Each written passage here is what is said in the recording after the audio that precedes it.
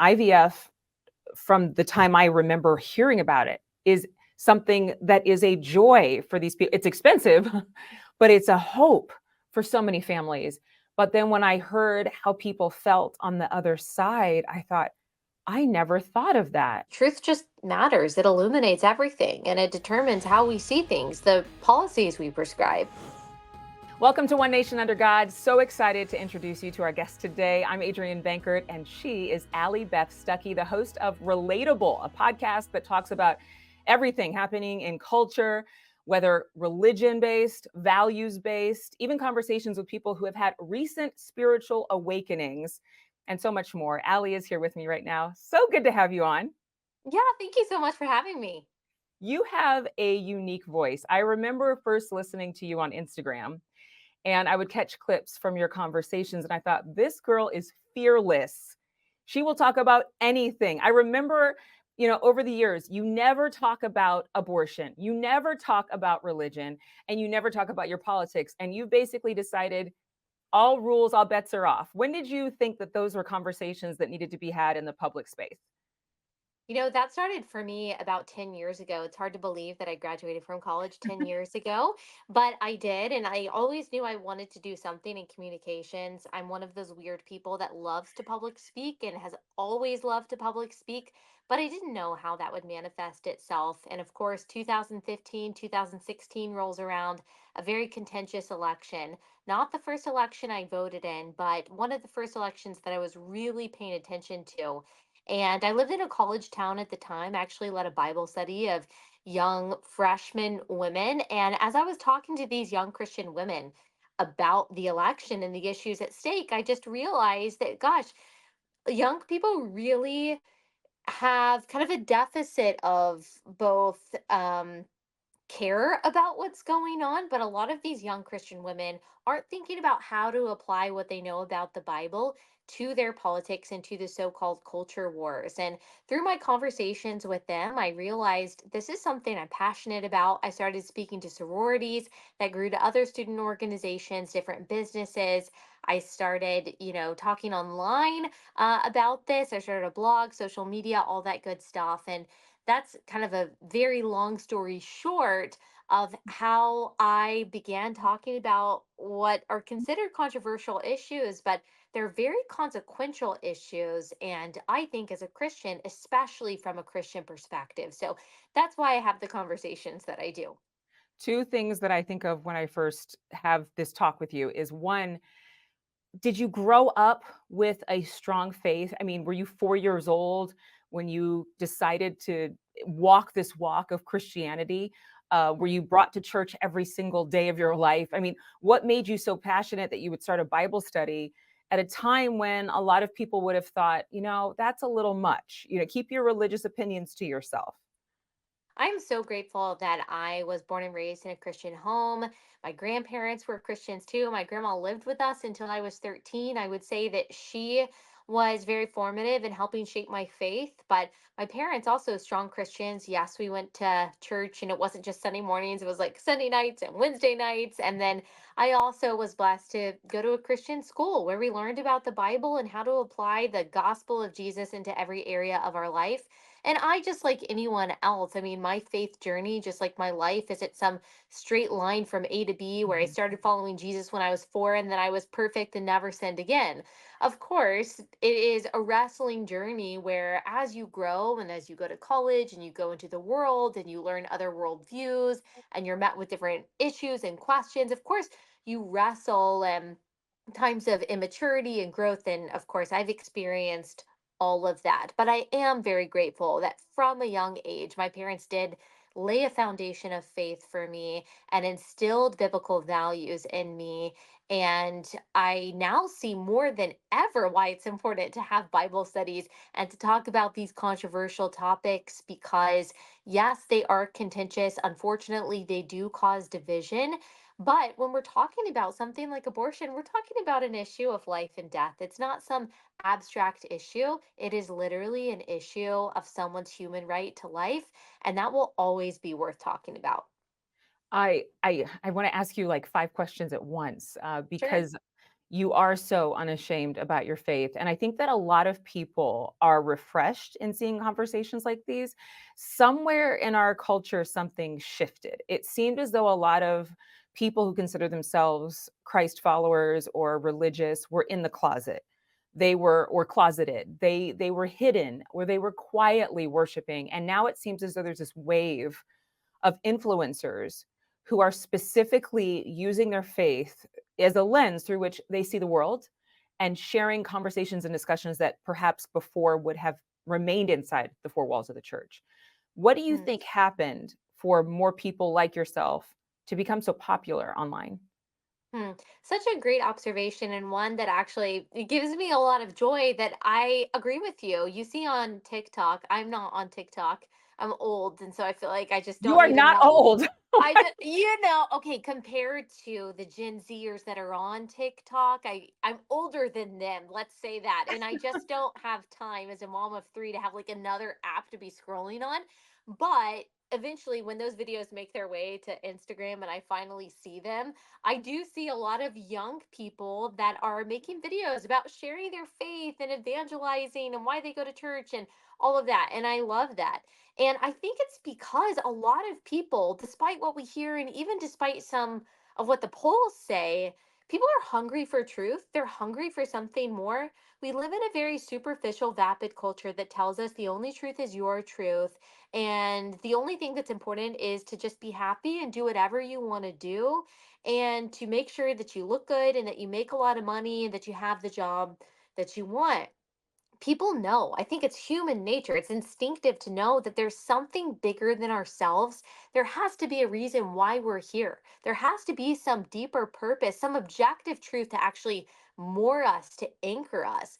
And unfortunately, even within the church, you have a lot of pastors that are scared to say just what is true. And so people will look to social media, people will look to podcasts, people will look to books. People are Mm. thirsty for truth. They're thirsty for something bigger, and they will gravitate towards people that say, yeah, that suspicion that you have that there's something bigger than yourself, it's true. And here it is. So do you think that that's why you were so I mean, you have hundreds of thousands of followers between YouTube, Instagram, your podcast, and I believe you're on Facebook too, but you're not on TikTok. But you have all of these people following you over the years and building this audience. Is it because people are searching for this particular kind of a conversation? Or was there something else? Do you believe that there was some divine intervention there in Hmm. growing your base? Well, of course, I believe that God is sovereign, which means that like he's in charge. He is the ruler of it all. So nothing happens like outside of his sovereignty. And so, of course, I believe that there is a providential placement in every single person's life, that nothing happens accidentally or without some kind of purpose. And yes, I believe that there's also a shift in the culture. It's not that I believe that America is becoming more Christian and more moral. I wish that that were something that's happening. But Mhm. I do think, actually, as Christianity, it's kind of like paradoxical and unexpected. But as Christianity is pushed more towards the margins, we don't have as much cultural Christianity anymore.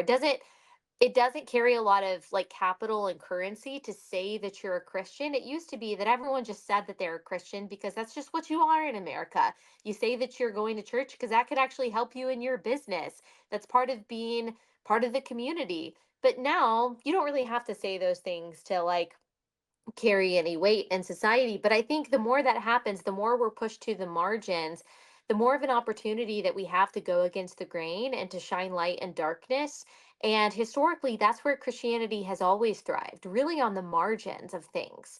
And so I think that there's some of that, that there's a lot of courage that comes in an age of chaos. I would say we live in an age of chaos. I think that that's part of where that's coming from. I wanted to ask you specifically about abortion because I saw, obviously with the overturning at the federal level of Roe v. Wade, it was for so many a backhanded moment in the justice system. And others, like yourselves, talked about this victorious moment.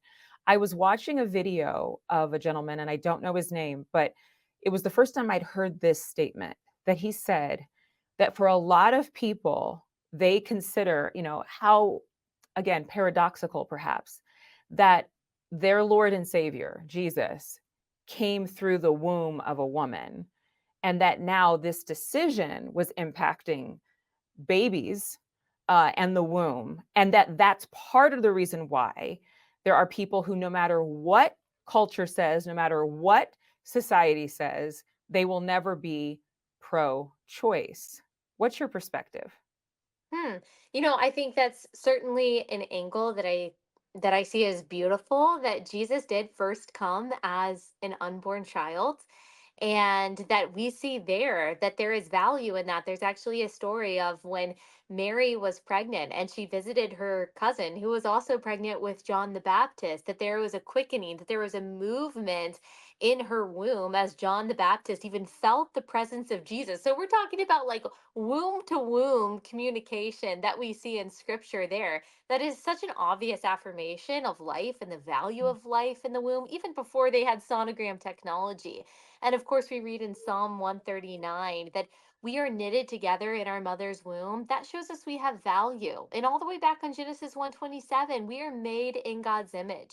And so, what we believe is not that women shouldn't have rights, it's not that we don't believe in freedom or autonomy, but we believe that there is a product of choosing the act of conception, and that is a child. And from the moment of fertilization, that human being is its own distinct human being. It's not just an organ, it's not a tumor, it's not a clump of cells, it's not just a product of pregnancy.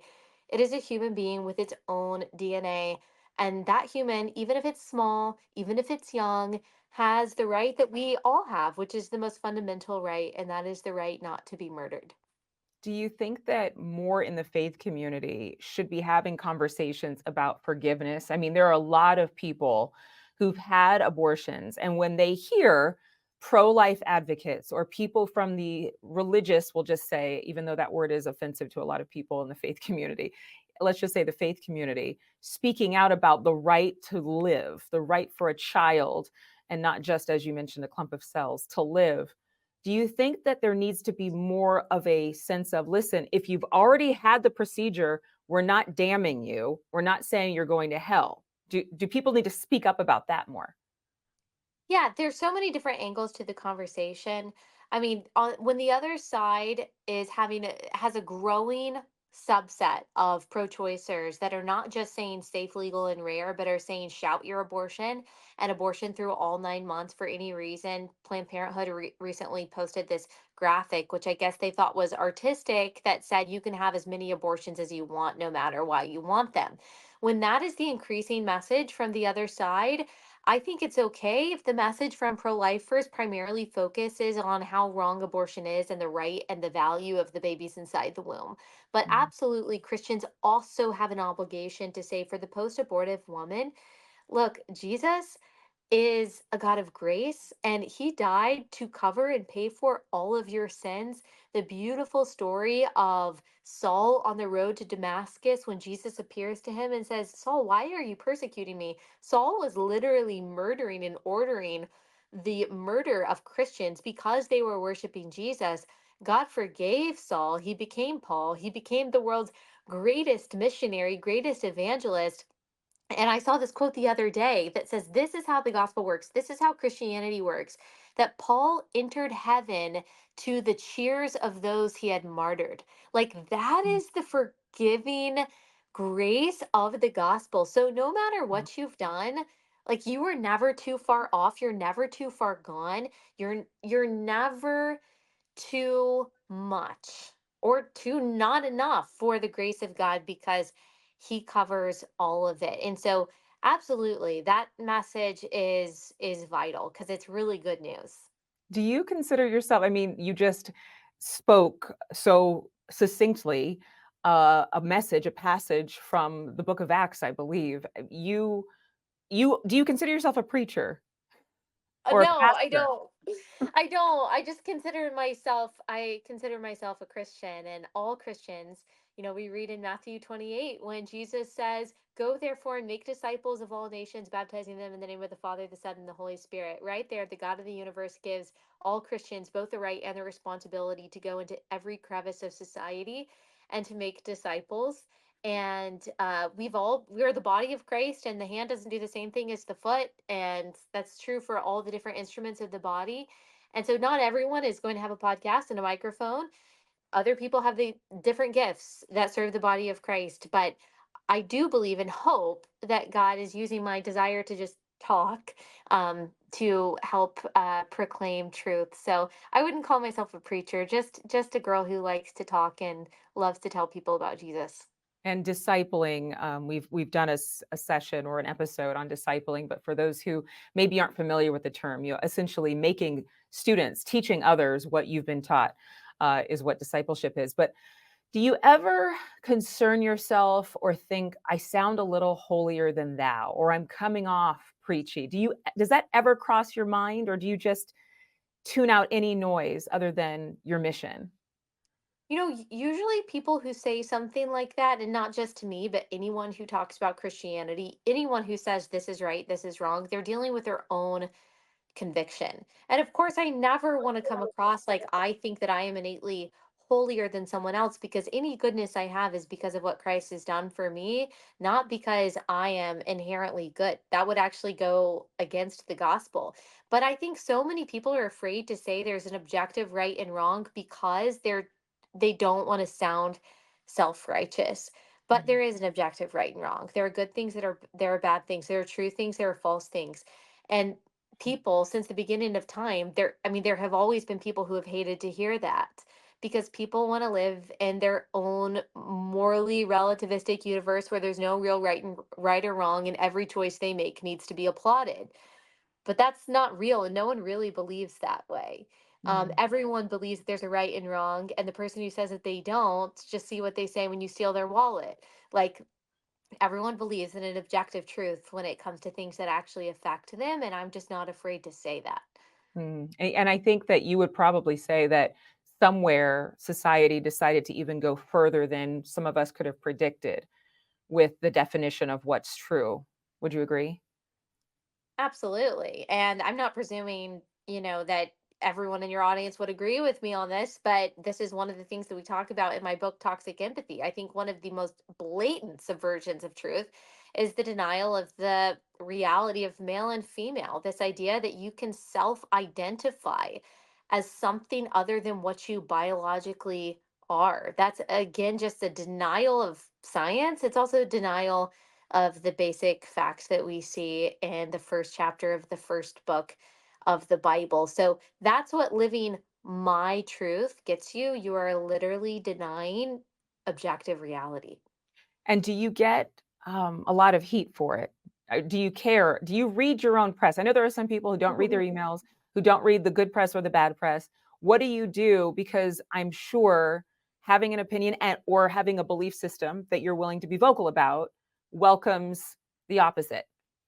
Yeah, of course. I mean, I get pushed back. And then, of course, there's substantive criticism and critiques and disagreements. I do not count that as hate or trolls or anything. That's fine. I don't read all of that, but I do try to engage with that as respectfully as I can. And then you have the people that are just completely slandering you, not in good faith discussions. They're misrepresenting, they're taking you out of context, or they're just saying awful things. Anyone on the internet, if you are willing to say something that is remotely controversial, is going to get that. And that's just part of it. Unfortunately, that's just part of what I do and always has. I read it a lot less than I used to, and I care a lot less than I used to. I'm busy. I am first and foremost, like, I'm a wife and mom. That matters most to me.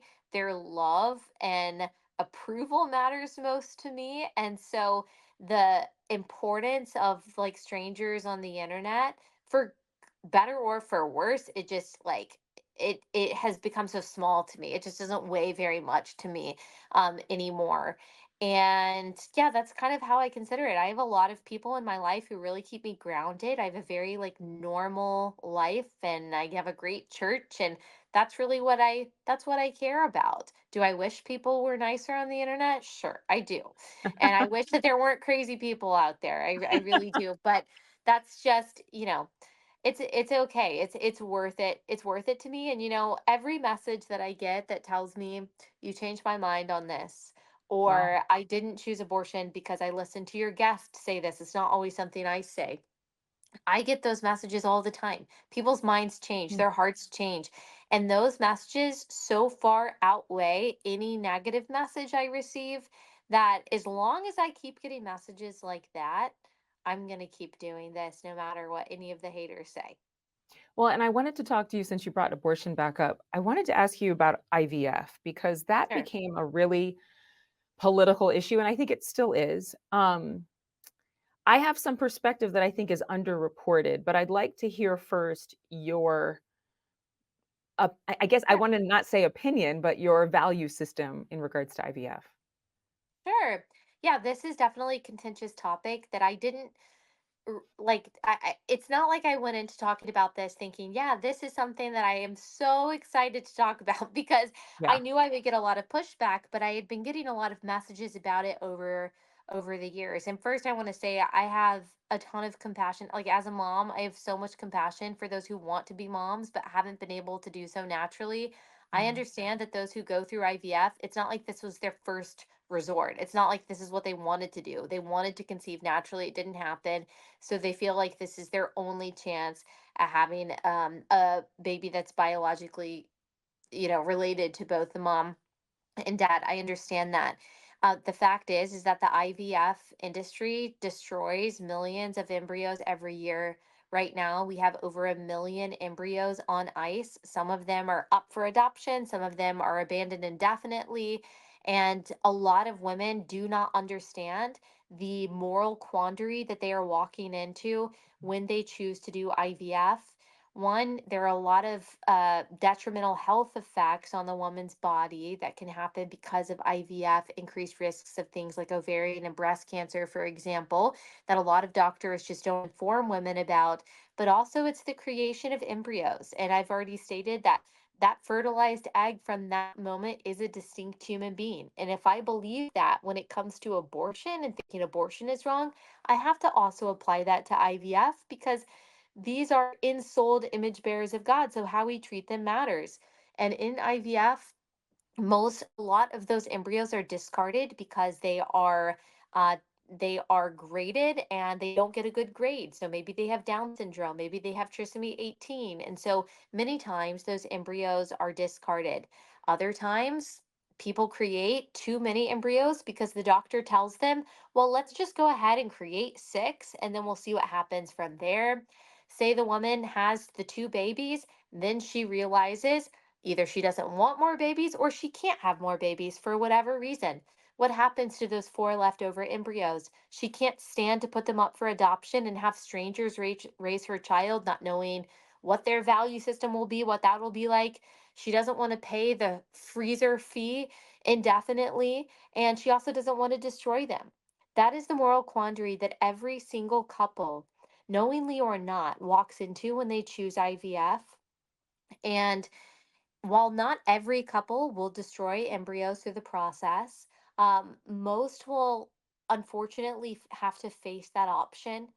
I think adoption is if a couple cannot have children, Mhm. adoption is a beautifully redemptive option because these lives have already been created and they are waiting for a home. I know that's not an easy answer, that's not an inexpensive answer, but it is an answer without the moral compromise that so often comes with IVF.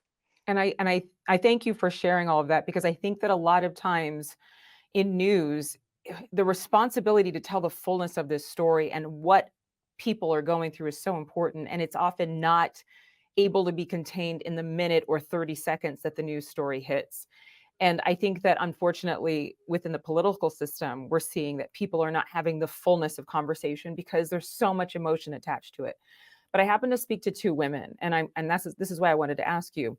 The one has been paying freezer fees for years. I mean, over 18 years for a Mm. freezer that's not even anywhere near where she lives anymore because they lived in a whole nother place.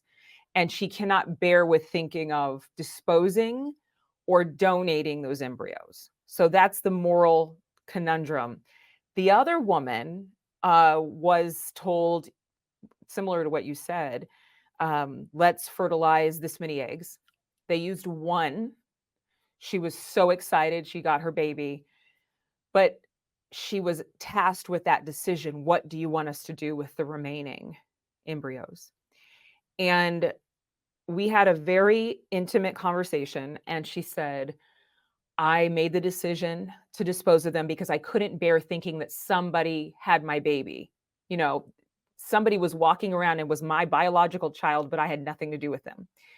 And she said it felt like a grieving, just waves of grief. And I said, well, don't they offer you counseling? And she said, no, nobody offers you counseling and nobody prepares you. So I say all of that to ask, could the faith community and the scientific or the health community come together, do you think? And because I don't know that outlawing IVF is ever going to happen, but could there be some sort of preparation in the souls of these women so that they knew what they'd be facing and then they'd be able to be held while they went through it? What do you think? Yes.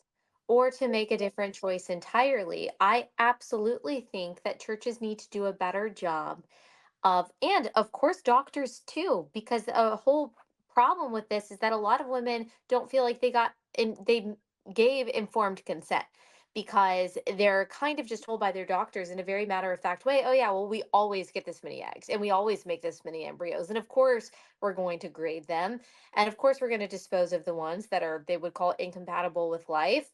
And that's just, and if it doesn't work, we'll just do it again. And that's tens of thousands of dollars, of course, that this family is spending.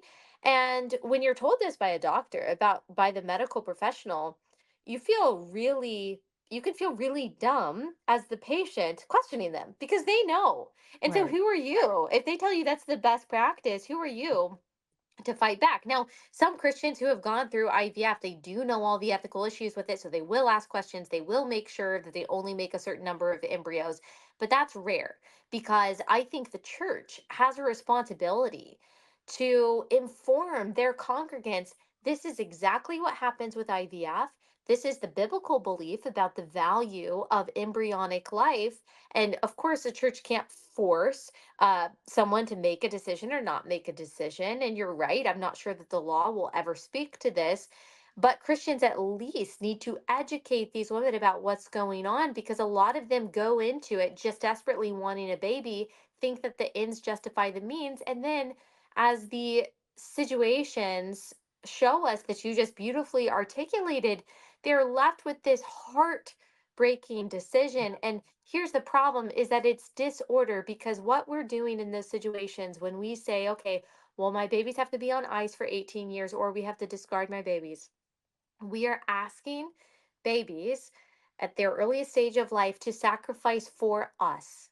We are saying, I wanted my baby, I got my baby, and then the rest of these embryos literally have to sacrifice their lives for our choice. And I know that's not what these women wanted, of course, when they went into it, and they weren't thinking of it that way. But that is the reality of the situation.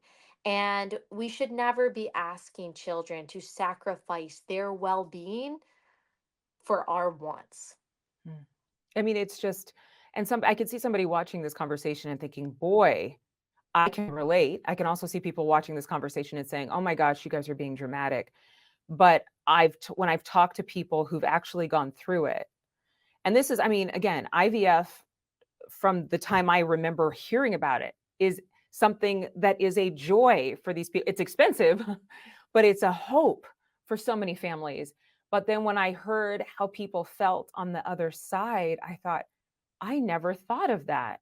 But then I Right. never heard anybody talk about it either. And I think that there's a lot of, and maybe you can speak to this, shame, frankly, around the whole process. It's extremely emotional. And Shame is course. something that we talk about quite often in these faith conversations.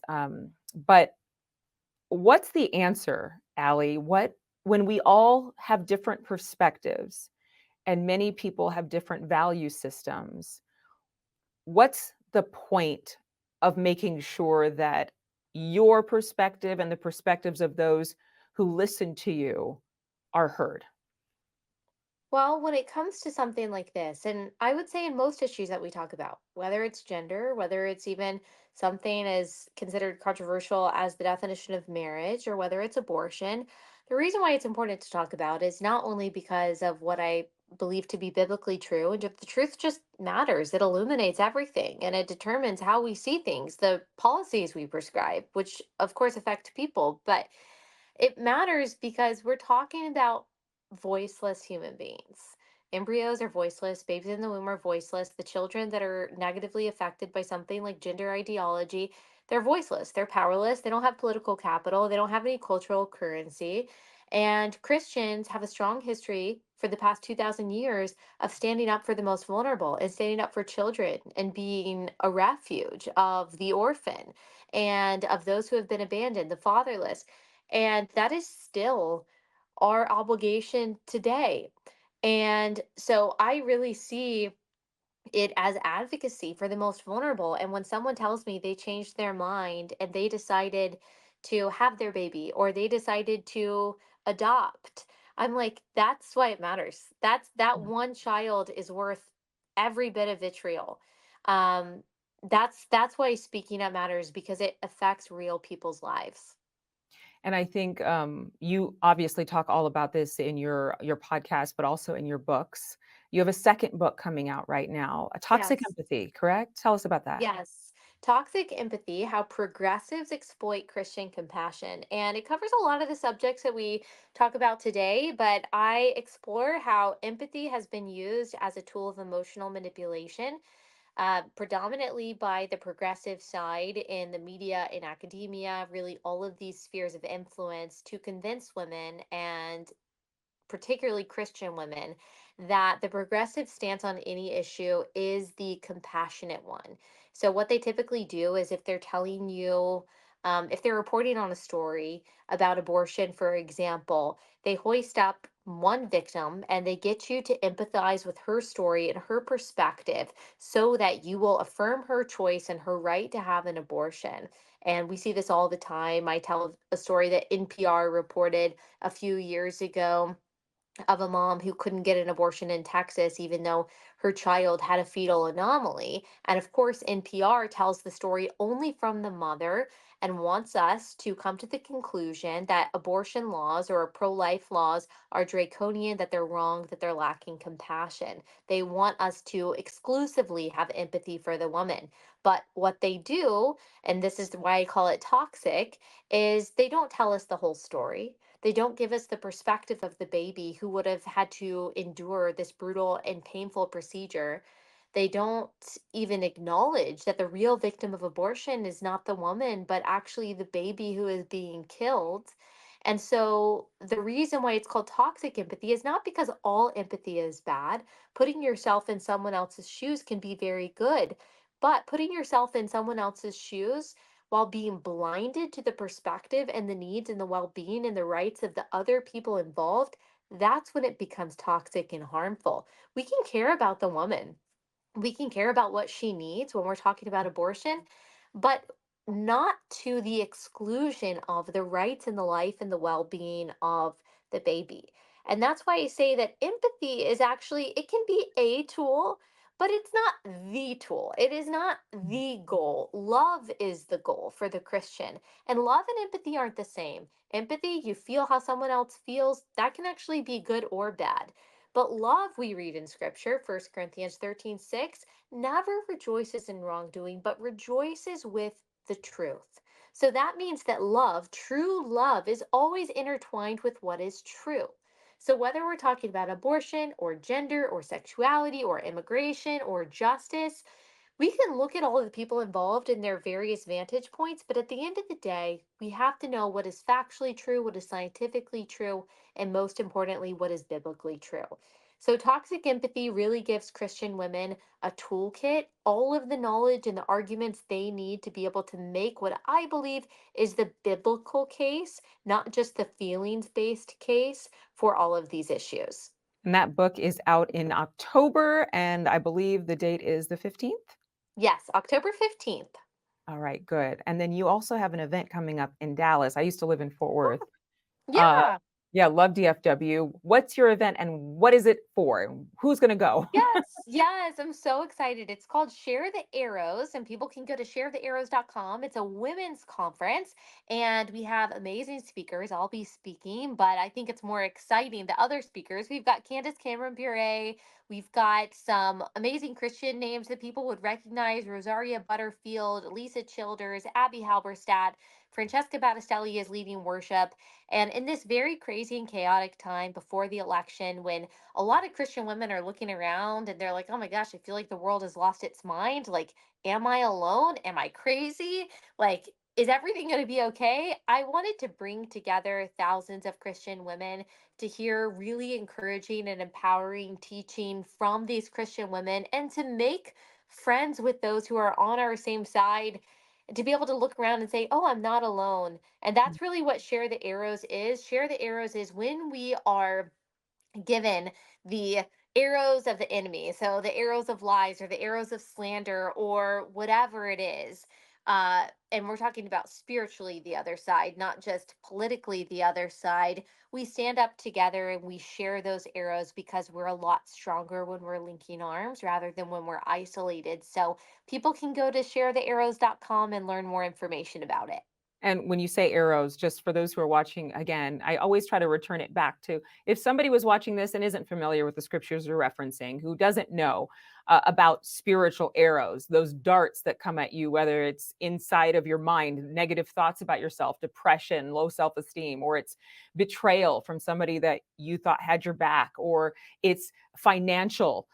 Where you're being broken by the stress of debt. These are the kinds of arrows that could come at us. And what you're speaking of for this Share the Arrows event is a group of women who are coming together who they can band with, have battle buddies. That's what I'm hearing. I'm hearing battle buddies.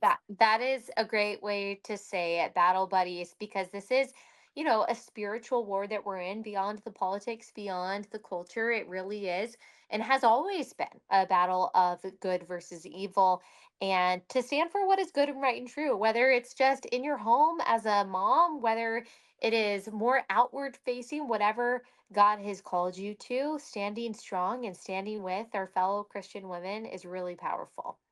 Well, Allie, it has been amazing to hear from you and to have, Thank you. again, your very fearless stance on different topics. When a lot of things in culture press us to fit inside of a box, you've definitely knocked down the walls. And I want to thank you for making time. And again, Allie's Thank you. book is out October 15th of this Yes. year, Toxic Empathy. You can find it wherever books are sold. Allie, thank you for being on One Nation Under God.